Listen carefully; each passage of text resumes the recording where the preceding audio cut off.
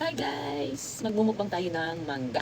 So I have two kinds of mangoes. This one is Indian mango. And this one hindi ko alam. Hindi naman siya Carabao mango. Hindi rin siya local pico mango. I think bakla siya. Ayan. Kasi pag nahihinog to, green pa rin siya. Hindi siya yellow. So masarap to pag hilaw. So babalatan ko lang siya guys. Bilisan natin ha. Balatan natin.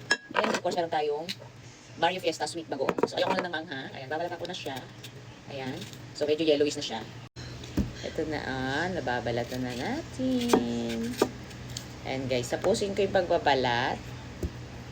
Ayan, nabalatan ko na siya. So, yellow na siya. Alam nyo guys, pag nahihilog talaga to, green pa rin. And then, I will also peel this.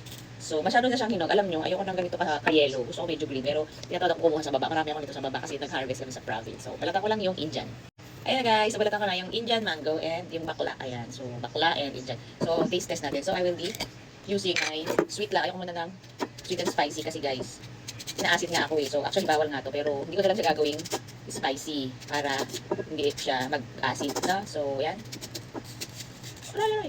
Natapos ko na yung bakla. Yan. OA. Yan. Dry filter. Ayun. Lang yan guys. Ako pa rin yan. And siya.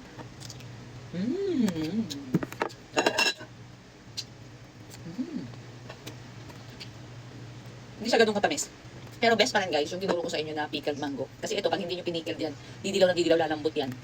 And hindi nyo na siya mapapakinabangan in the next 2 weeks. So ngayon, kung marami ka at i-pickle mo yan, hanggang 3 months yan, pwede. Pwede pa rin yan maging 1 year kung ibabakim seal nyo. So, wait lang. Ano nyo i-pickled ang mango?